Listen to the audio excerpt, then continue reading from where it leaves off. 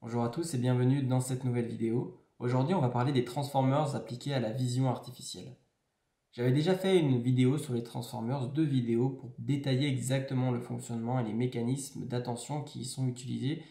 J'avais pris pour référence le papier Attention is all you need, qui il y a 5 ans a permis de vraiment imposer les mécanismes d'attention comme un des ingrédients importants pour faire du NLP, parmi d'autres facteurs tels que le nombre de data qui vont être utilisés et l'apprentissage non supervisé. C'est ce qui a permis ces 5 dernières années l'explosion du domaine tel qu'on l'a connu en traitement naturel du langage. Cependant, les Transformers commencent aujourd'hui à pouvoir s'appliquer à d'autres types de domaines, dont la vision artificielle, à différents niveaux, que ce soit au niveau du backbone, que ce soit à post-backbone, comment est-ce qu'on va exploiter les feature maps extraits d'une image, et comment est-ce que cela peut être important pour pouvoir aujourd'hui essayer de viser de nouvelles applications, ou en tout cas d'être meilleur sur certaines des benchmarks qu'on utilise aujourd'hui en recherche, mais aussi, on le verra, les transformers peuvent également être pratiques et utilisables directement dans l'industrie, notamment dans l'industrie de la voiture autonome, tel qu'on le verra avec un exemple, avec le système autonome de Tesla. Attention is all you need, c'est donc ce papier que j'avais présenté la dernière fois. Si vous n'avez pas une idée de comment est-ce que fonctionne ce papier, si vous voulez un explicatif détaillé des mécanismes qui y sont utilisés, n'hésitez pas à aller voir cette dernière vidéo que j'avais faite sur le sujet.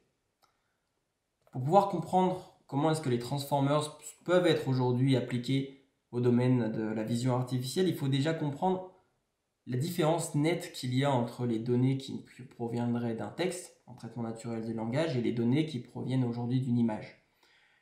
Ici, on a deux exemples de comment est-ce qu'on décrirait une scène, comment une scène pourrait être décrite selon deux points de vue, le point de vue du NLP et le point de vue de l'image.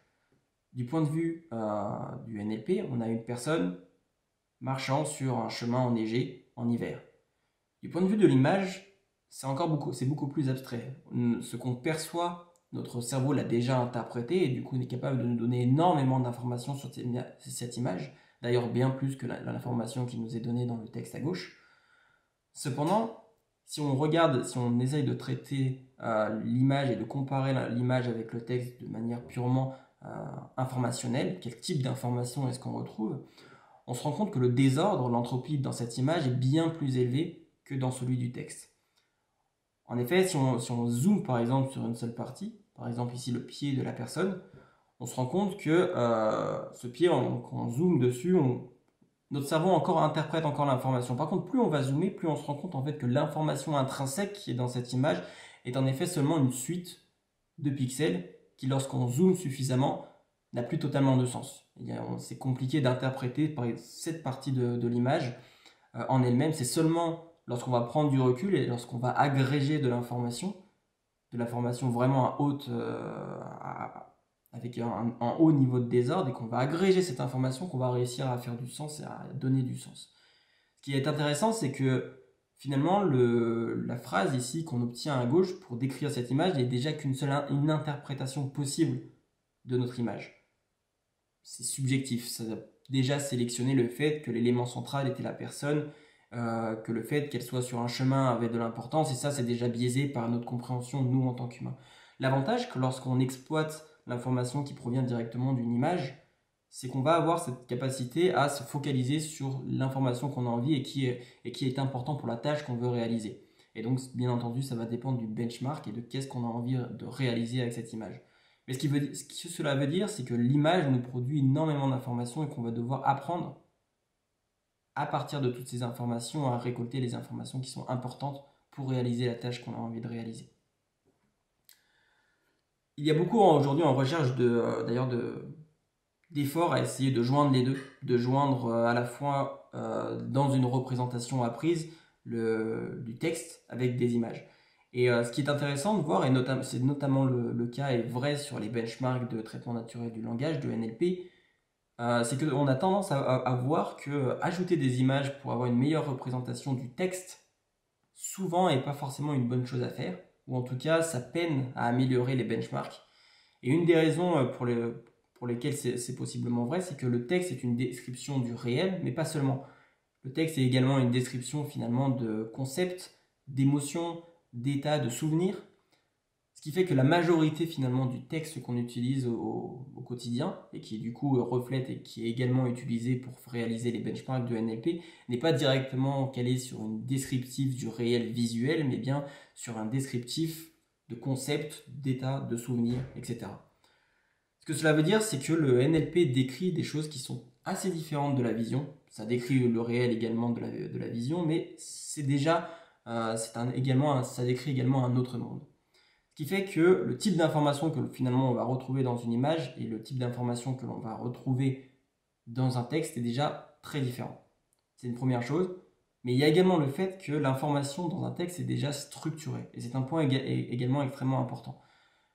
Le fait que l'information est structurée dans le NLP fait qu'elle est également beaucoup plus concise et beaucoup plus importante. Et chaque pièce d'information qui va être utilisée en NLP va porter beaucoup plus d'informations.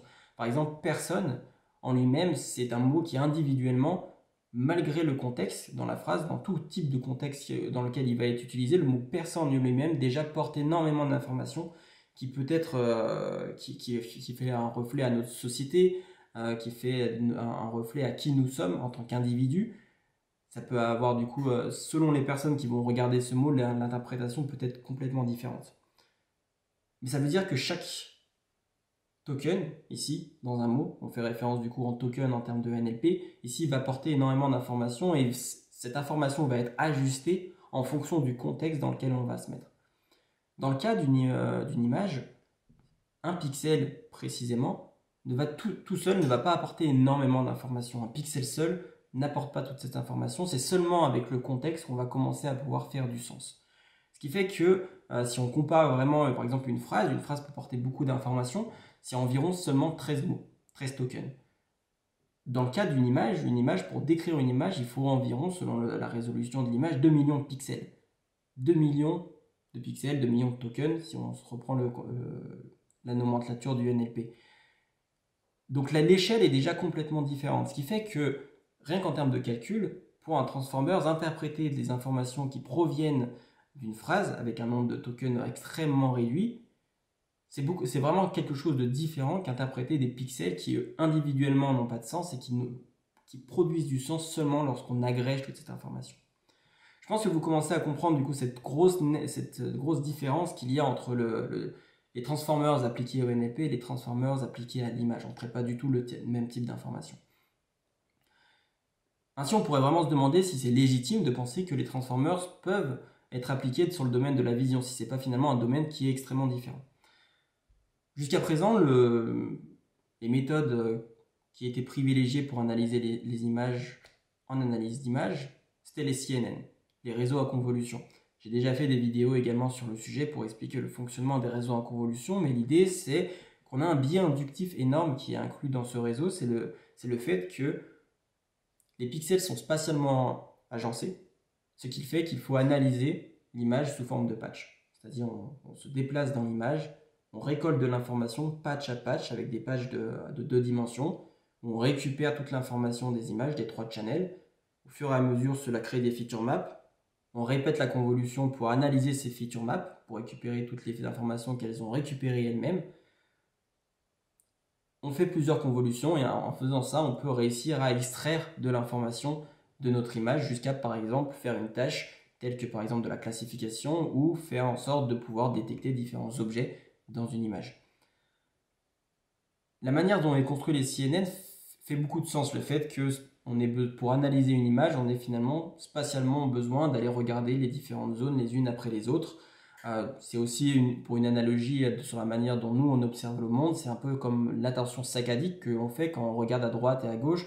On va finalement chercher de l'information et pour chaque endroit où on va regarder, on va interpréter cet endroit et on va agréger cette information pour faire du sens de l'image et du contexte global dans lequel on se trouve. En revanche, il y a quand même une grosse différence une grosse limitation, on va dire, sur l'information que l'on peut obtenir d'un réseau à convolution et potentiellement ce qu'on pourrait obtenir d'un transformers si on analyse une image. Pour comprendre la différence, on peut regarder la différence entre ce qu'on appelle entangled et disentangled representation, ou autrement dit, représentation emmêlée et représentation désemmêlée. Dans le cas d'un réseau à convolution, c'est ce qu'on aurait ici à gauche. Lorsqu'on va analyser une image avec un réseau à convolution, on va obtenir une feature map qui va être par exemple de taille HW par D, D étant la profondeur, le nombre d'informations que l'on aura obtenues. Ce qui fait qu'on peut, si on aplatit cette feature map, on se retrouve avec une série de vecteurs. La problématique ici, et c'est pour ça qu'on parle de entangle representation ou en information représentation emmêlée, c'est que si on essaye d'identifier des concepts dans notre image, si on a pour objectif de pouvoir identifier des concepts pour raisonner sur ces différents concepts, ce qui, dans le cas de la compréhension de scène, la compréhension d'image peut avoir beaucoup de sens, il est compliqué de savoir exactement où l'information est située. Elle est en quelque sorte diluée dans le réseau, ce qui fait que si on prend une feature map d'un CNN et qu'on l'aplatit et qu'on regarde tous les vecteurs individuellement, il va être compliqué de savoir quel vecteur encode quel type d'information. Il va être compliqué de savoir est-ce que ce vecteur qui est localisé aux alentours de cette personne, est-ce que ce vecteur, je suis sûr qu'il encode la personne en elle-même, ou est-ce que ce vecteur encode le manteau de la personne? Est-ce que celui-ci encode les cheveux, ou est-ce qu'il a déjà compris le fait qu'il encodait à cet endroit précis le visage? Et il est également compliqué de savoir s'il y a de la redondance, si savoir qu'un vecteur est exactement le même qu'un autre ou encode exactement le même type d'information. C'est possible d'avoir des idées, de traiter cette information pour essayer de le savoir, mais c'est quelque chose de compliqué. Souvent, par exemple en détection d'objets, ce qui est effectué, c'est qu'on essaye de filtrer les différentes prédictions parce qu'on sait qu'il y a différents vecteurs dans cette feature map qui encodent la même information et qui du coup vont tenter de s'activer conjointement pour dire j'ai vu un objet. Il y a un autre vecteur qui va dire ok, moi aussi je l'ai vu, c'est le même objet, et on va tenter de filtrer ça en post-processing du réseau.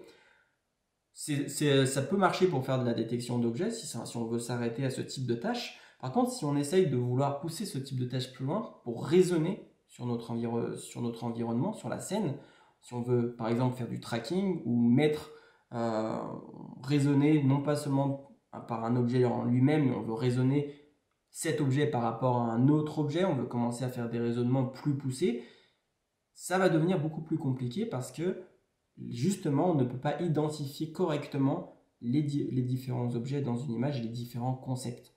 On peut le faire en post-processing, mais pour le faire dans l'architecture du réseau de manière différenciable, et cette différentialité est importante pour pouvoir traiter des tâches avancées et faire en sorte que le réseau apprenne lui-même les différentes représentations, c'est un point important, ça va être un point bloquant. Le concept de disentangle representation, c'est la capacité à désemmêler l'information qui est dans une image ou dans tout type de signal, c'est applicable également à d'autres types de signaux. C'est la capacité à désemmêler l'information pour faire en sorte d'être sûr de pouvoir identifier à certains moments dans le réseau les informations qui nous sont utiles. Par exemple, si on prend cette image et qu'on imagine un robot qui devrait se déplacer dans cet environnement, ici il pourrait commencer non pas simplement à raisonner dans la spatialité de l'image, au niveau des pixels, mais il pourrait commencer à utiliser des vecteurs qui ont été désemmêlés, disentangle representation, tels que le premier piéton, le sol, le deuxième piéton, le cycliste, etc. Le fait de pouvoir raisonner directement sur ces vecteurs, ça fait que le réseau va pouvoir apprendre, le robot pourrait apprendre, par exemple si on serait un robot qui voudrait se déplacer dans cet environnement, pourrait apprendre directement sur ce vector space au lieu d'apprendre sur l'image space, donc sur la représentation spatiale de l'image. C'est également, on le verra dans des slides plus loin, la représentation qu'a tenté de créer Tesla pour leur système de voiture autonome, essayer de sortir du pixel space pour pouvoir rentrer dans le vector space, un espace de représentation dans lequel ils pourraient beaucoup mieux gérer la représentation du monde. Les transformers, c'est un des mécanismes qui peut permettre de passer d'une représentation emmêlée à une représentation démêlée. Il y a un papier qui est sorti il y a, je crois maintenant bientôt 2 ans potentiellement, qui est d'être End-to-End Object Detection with Transformers. C'est un papier qui permet de faire de la détection d'objets. Donc on n'est pas encore dans les tâches de raisonnement, mais c'est dans les tâches de raisonnement dont je parlais. Par contre, C'est un papier qui nous montre comment est-ce qu'on peut, à partir d'une image et un transformers, passer d'une information emmêlée à une information démêlée. Ça permet de faire de la détection d'objets, c'est pas forcément meilleur que l'état de l'art d'un CNN, c'est à peu près au même niveau. Il n'y a pas eu un gap de performance explicite. Par contre, c'était un des premiers papiers à montrer qu'il est possible, à partir d'une image, d'obtenir une série de vecteurs qui représentent des objets, et cela avec des transformers. Et pour ça, ce papier avait du coup avait fait pas mal parler de lui, en tout cas dans la communauté scientifique, justement parce que c'était la première fois qu'on appliquait sur ce type de tâche en vision un transformers. Je ne vais pas rentrer dans les détails de l'architecture, je vais rester très haut niveau dans l'explication, notamment parce que j'ai déjà fait une vidéo pour expliquer ces mécanismes d'attention qui sont dans l'encodeur et le décodeur. Ici, dans ce papier, c'est exactement les mêmes mécanismes. Et donc ici, il faut plus comprendre le concept général. On a une image analysée avec un réseau à convolution, avec un backbone, pour extraire une feature map. Cette feature map va être aplatie. On va rajouter des position encoding pour savoir pour chaque position dans la feature map, pour garder une trace de la position de chacun des vecteurs qu'on a extraits de la feature map. Tous ces vecteurs ils vont être rentrés dans un encodeur avec de l'attention, multi-head attention. Cet encodeur il va permettre de recontextualiser tous ces vecteurs, on en reparlera juste après. Et il y aura enfin un décodeur. Et là, c'est là où il y a quelque chose d'important, c'est qu'ils ont introduit ces concepts d'object query, qui sont, on peut les voir comme des embeddings, mais qui sont fixes. C'est-à-dire qu'il y aura 100 object query possibles. Ces object query, ça représente des slots de mémoire, en quelque sorte. C'est la capacité du réseau à détecter des objets. Ça veut dire intrinsèquement que le réseau, si on prend 100 object query, ça veut dire que le réseau sera capable de détecter au maximum 100 objets dans l'image. On peut le voir comme une sorte de mémoire de travail. Et on ne peut pas excéder du coup cette mémoire de travail sur le nombre d'objets possibles à détecter dans l'image.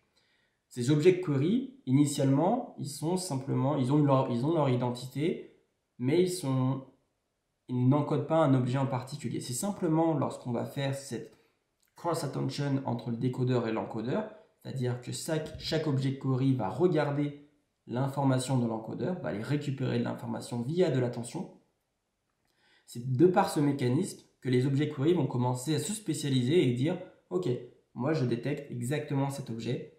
Un autre object query va dire « Ok, moi je vais m'intéresser à cette partie de l'image et je vais extraire de l'information de cette partie de l'image. » Et ainsi, mon identité, mon vecteur, va évoluer pour représenter cet objet en particulier, sa localisation et ses caractéristiques. Si bien qu'en sortie du décodeur, on va être capable de demander à tous ces object query « Es-tu un objet ? Si oui, quel objet es-tu ? Et où est ta localisation dans l'image ?» nous permettant ensuite de pouvoir utiliser ces vecteurs pour les afficher sur l'image. Et c'est ici qu'il y a de l'information est vraiment démêlée. C'est qu'on est capable de localiser exactement quel vecteur est responsable de détecter tel objet et ainsi pouvoir potentiellement faire des tâches plus poussées. C'est ici que si on voudrait connecter du traitement naturel du langage avec de la vision, on pourrait le faire via ces vecteurs grâce à cette représentation démêlée. DETS a donc été un des premiers papiers à mettre en avant cette possibilité. Et il y a un autre point important dont j'ai commencé à parler dans l'encodeur, sur la capacité à contextualiser l'information.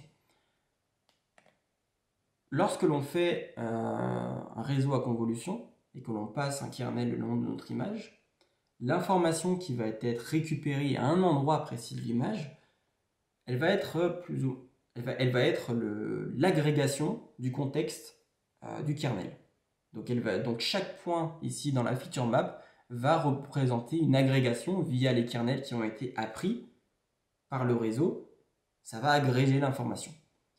Ce qui fait que le receptive field c'est à quel point est-ce que le réseau est capable de voir dans l'image d'origine. Plus on fait de la convolution, plus virtuellement on est capable de voir loin dans l'image.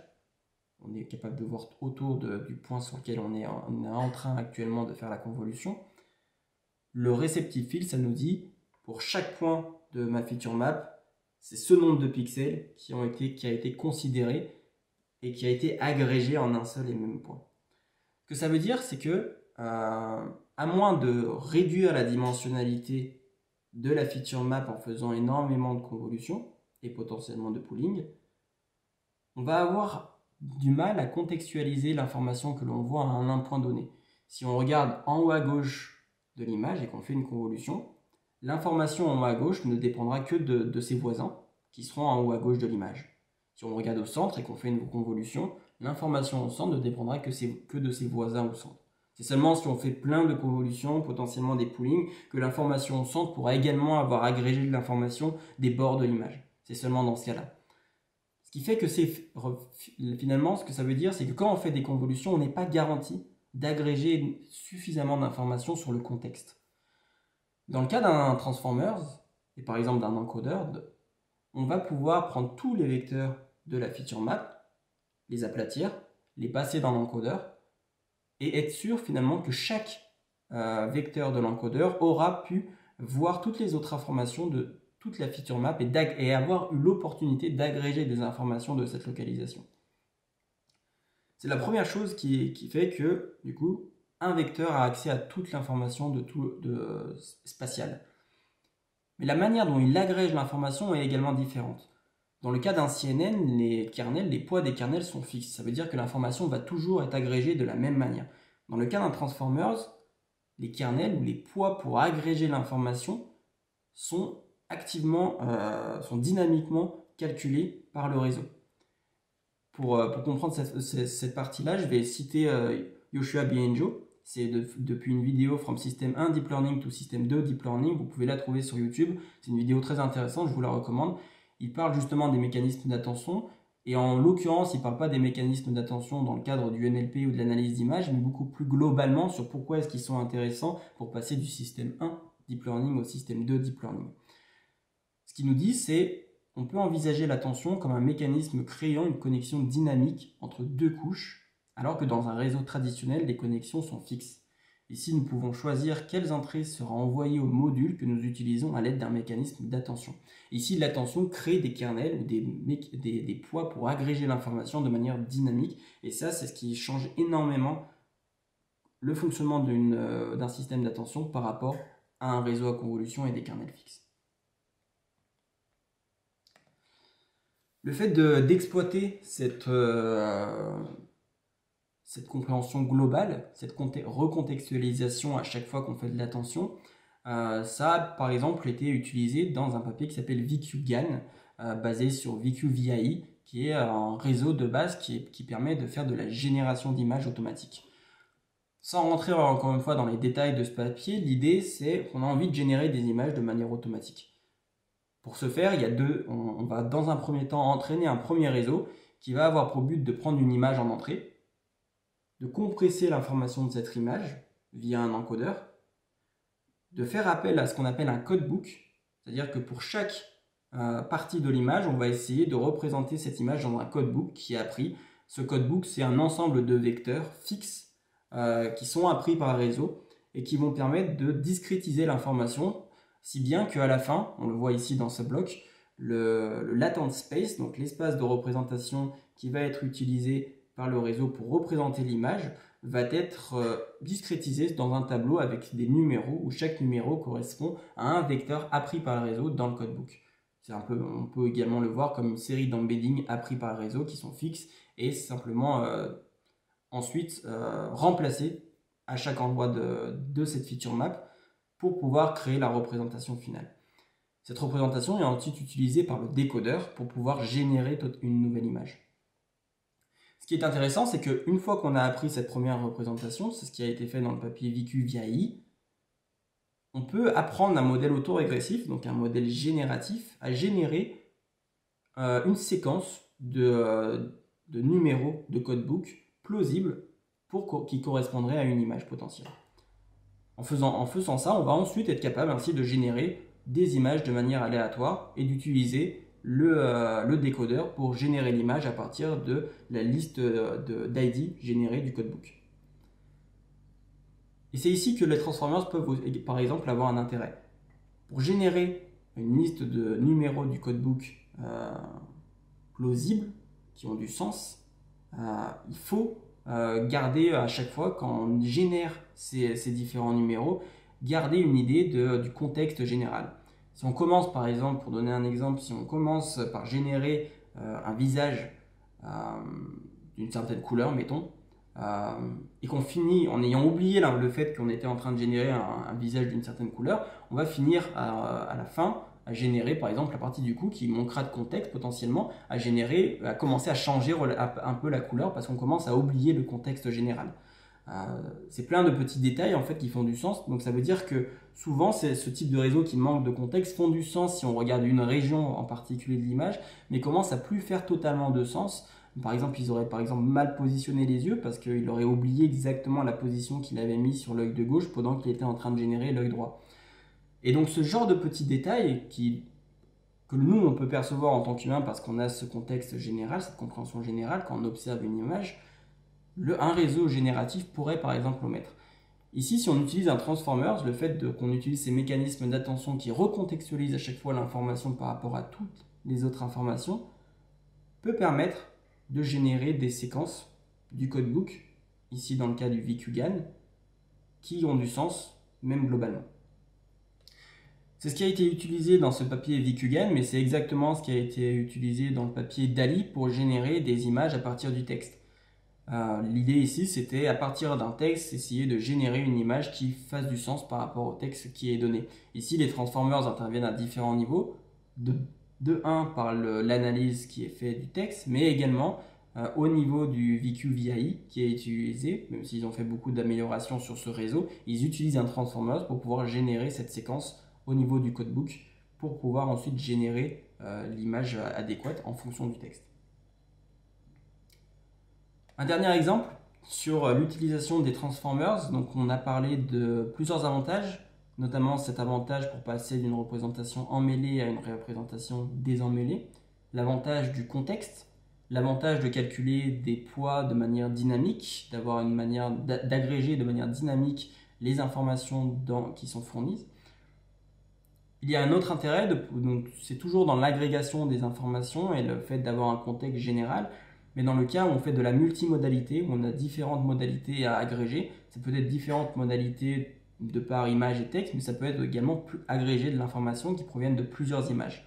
Dans le système de voiture autonome de Tesla, qui a été présenté durant les Tesla AI Vision, je vous recommande fortement de regarder cette conférence si vous vous intéressez à l'intelligence artificielle et à l'autonomie en robotique au sens large. Dans cette conférence, ce qui nous est présenté, c'est une overview de à quoi ressemble le système autonome de Tesla et comment est-ce qu'ils agrègent les différentes informations qui proviennent des différentes caméras. La voiture de Tesla a différentes caméras qui regardent tout autour à 360 autour de la voiture, ce qui fait que lorsque la voiture a besoin de raisonner pour savoir quelle action prendre, faire du path planning, faire du contrôle, elle a besoin de raisonner sur pas seulement sur une seule caméra, mais sur l'ensemble des caméras et du coup sur une représentation commune qui permette de représenter qu'est-ce qui se trouve autour du véhicule. Pour créer cette représentation autour du véhicule, il va avoir besoin d'agréger l'information. La manière dont ça a été fait en robotique il y a quelques années, c'est de faire dans le post-processing, c'est-à-dire on analyse chaque caméra individuellement et on essaye manuellement de projeter ces informations dans un espace 3D et de représenter ces différentes informations dans cet espace. C'est ce que Tesla a essayé de faire, c'est également ce que beaucoup d'autres font par défaut. L'inconvénient de ça, c'est que souvent il y a des incohérences entre ce qui est perçu de toutes les images. L'avantage ici d'utiliser un transformer, ça permet de faire en sorte que le réseau apprenne lui-même à agréger toute cette information et à créer une représentation qui a du sens et qui soit cohérente. On voit l'architecture ici, il y a un ResNet qui est utilisé, c'est un RegNet ici, mais c'est une variante d'un ResNet qui peut, dans l'idée, apprendre beaucoup plus d'informations sémantiques. C'est une manière de scale basiquement des ResNet sur énormément de données pour apprendre des problèmes un peu plus complexes. Un FPN, Multiscale Features, et surtout ce qui est important ici, c'est le Transformers qui, d'après les différentes caméras, va faire un mécanisme d'attention pour agréger l'information et passer du pixel space au vector space dont je parlais tout à l'heure. Dernier papier qui peut être intéressant à regarder pour comprendre à quel point est-ce que les transformers ont cette capacité également à faire de la multimodalité, Perceiver.io. C'est un papier qui avait majoritairement pour but en fait de montrer que les transformers ont finalement la capacité d'agréger tout type d'informations de différentes modalités, que ce soit d'une image pour faire du flow optique, que ce soit d'une image pour faire de la détection d'objets, de l'audio pour détecter quels sons est-ce qu'il y a à l'intérieur. Ils l'ont appliqué à différents domaines et ils ont montré la générabilité et à quel point est-ce que les mêmes biais inductifs des Transformers permettaient de traiter différentes problématiques. Ce qui nous amène à la question de est-ce que finalement les Transformers ne pourraient pas simplement remplacer les réseaux à convolution totalement. Il y a beaucoup de papiers qui essayent de faire en sorte de montrer soit que les Transformers peuvent remplacer les convolutions, soit de montrer que en fait, les convolutions sont meilleures que les Transformers. Notamment la controverse ou tout ce débat vient surtout du fait que les Transformers, au-delà des papiers que j'ai présentés aujourd'hui, ont également été appliqués pour remplacer totalement le backbone. Donc le backbone, c'est les premières couches de convolution qui sont généralement utilisées sur une image pour extraire l'information avant d'utiliser les sorties du backbone pour essayer de traiter une tâche précise. Le backbone, c'est donc la première entrée d'un réseau de neurones qui extrait l'information importante. Jusqu'à présent, en image, c'était un réseau à convolution, par exemple un ResNet, un RegNet dans le cas de Tesla, qui va extraire cette information. Il a été montré via le papier VIT que simplement en faisant l'extraction de patchs de l'image et en utilisant un Transformers pour analyser ces patchs, on pouvait arriver à quasiment l'état de l'art. En tout cas, je ne sais plus exactement s'ils étaient pile à l'état de l'art ou un peu en dessous. Quoi qu'il en soit, ils étaient extrêmement compétitifs par rapport aux autres approches. Et il y a eu des améliorations ensuite sur VIT qui permettaient d'atteindre l'état de l'art avec des Transformers. Aujourd'hui, du coup, il y a plein de controverses et du coup, j'ai listé ici plein de papiers qui la montrent, qui montrent en fait que, qui essayent de mettre en avant et de comparer pour savoir, ok, est-ce que c'est les patchs dans la manière dont les patchs avaient été extraits qui font que les Transformers ont mieux marché? Est-ce que c'est simplement la data, comment est-ce qu'ils ont scale leur réseau pour qu'ils ont réussi à atteindre ce résultat? Et d'autres du coup qui montrent en fait simplement en remodernisant un peu les convolutions et en les adaptant avec toutes les nouvelles données et à quel point est-ce qu'on peut scaler les réseaux, en fait on peut obtenir des résultats encore bien meilleurs qu'un Transformers et que d'autres papiers qui montrent que les CNN et la représentation apprise généralisent mieux en général et permettent de faire des meilleurs fine-tuning. Donc il y a toutes ces considérations à prendre en compte au niveau du backbone, ce qui fait qu'il est compliqué déjà aujourd'hui de base de répondre à cette question, est-ce que les Transformers sont mieux que les convolutions? Mais surtout je pense que ce qu'on se rend compte si on prend un peu de recul, c'est que les Transformers en fait là où ils peuvent être utiles, ce n'est pas forcément pour remplacer les convolutions, peut-être que ça arrivera un jour, peut-être que ça n'arrivera pas. Le fait est que les CNN ont des biais inductifs extrêmement intéressants pour les images et en plus ils permettent, lorsqu'ils sont déployés sur du hardware, d'être très efficaces et efficients, rapides sur du matériel embarqué. Ce qui vraiment du coup permet de faire en sorte que les CNN n'ont pas aujourd'hui un intérêt forcément à être remplacés, même si peut-être que ça arrivera un jour. Ce qui est important à retenir, c'est que les Transformers, là où ils sont utiles, c'est sur également d'autres aspects qui ne sont pas simplement liés à l'extraction de features au niveau du backbone, mais bien sûr, comme je l'ai montré dans cette vidéo, sur le fait de désemmêler l'information, avoir un contexte global et permettre de faire des poids dynamiques, contrairement à des poids statiques, tels que c'est le cas sur des kernels en convolution. Et enfin, un dernier point qu'on a vu avec Tesla et le Perceiver.io, est de pouvoir être utilisé sur de la multimodalité, soit sur différentes images par exemple, mais ça peut être sur différentes bandes audio, sur différents textes qui seraient mis en parallèle. Cette multimodalité, du coup, elle est intéressante et elle peut être mise en œuvre par un Transformers assez facilement, et de manière assez générique, sans avoir à changer totalement l'architecture et la manière dont on va procéder et faire le système d'attention. Si vous voyez d'autres avantages à utiliser des Transformers, n'hésitez pas à le partager en commentaire. En tout cas, j'espère que cette vidéo vous aura plu. Et en attendant, je vous dis à la prochaine.